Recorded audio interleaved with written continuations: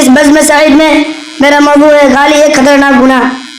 میرے بھائیوں، آج ہر چار جانب گالی گلوچ کا بازار گرم ہے۔ چھوٹا بڑے کو اور بڑے چھوٹے کو گالیاں دے رہا ہے، اور بے غیرت کی انتہا ہے کہ گالی دیتے وقت ماں بہن کو زیادہ نشانہ بنایا جاتا ہے، اور گالی سننے والے بھی مسکراتے ہوئے ہنسی خوشی گالیاں قبول کر لیتے ہیں کہ چلو میرے دوست نے تو گالی دی ہے۔ گویا کہ لوگوں کو گالی دینے اور سننے کی عادت ہو چکی ہے اور احساس گناہ ختم ہو چکی ہے، حالانکہ کسی بھی حالت میں کسی کو گالی دینا خطرناک گناہ ہے۔ میرے بھائیوں، آئے دیکھیں کہ گالی کہتے ہیں کسے۔ اردو لغت کے مطابق گالی فحش گوئی، بد زبانی، گندی اور بیہودہ بات کو کہتے ہیں۔ اسی طرح عیب جوئی، الزام تراشی، لعن طعن وغیرہ یہ سب گالی کے مفہوم میں شامل ہے۔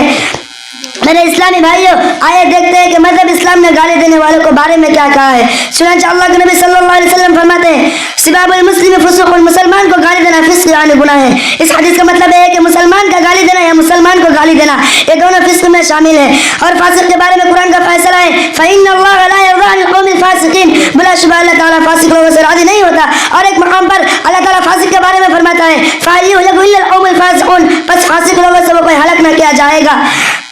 آپ حضرات قرآن حدیث کی روشنی میں جائزہ لے سکتے ہیں کہ آج معاشرے میں کتنے لوگ فاسق ہیں اور اپنے آپ کو ہلاک کر رہے ہیں۔ لیجئے ایک اور حدیث سنیے اور غور کیجئے۔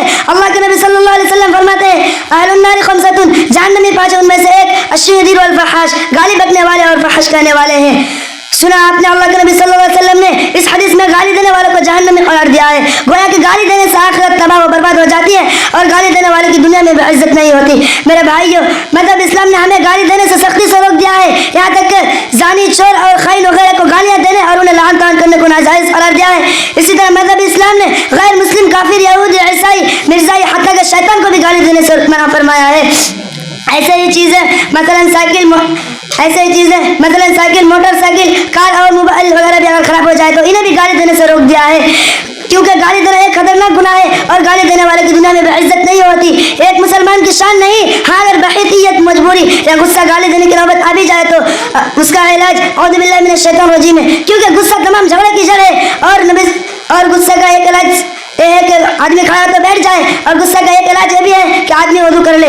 آخر میں اللہ تعالیٰ سے دعا ہے کہ ہمیں گالی دینے سے بچائے اور ہر حال میں اپنی زبان کی حفاظت کرنے کی توفیق دے۔ آمین۔ وآخر دعوانا ان الحمد للہ رب العالمین۔ والسلام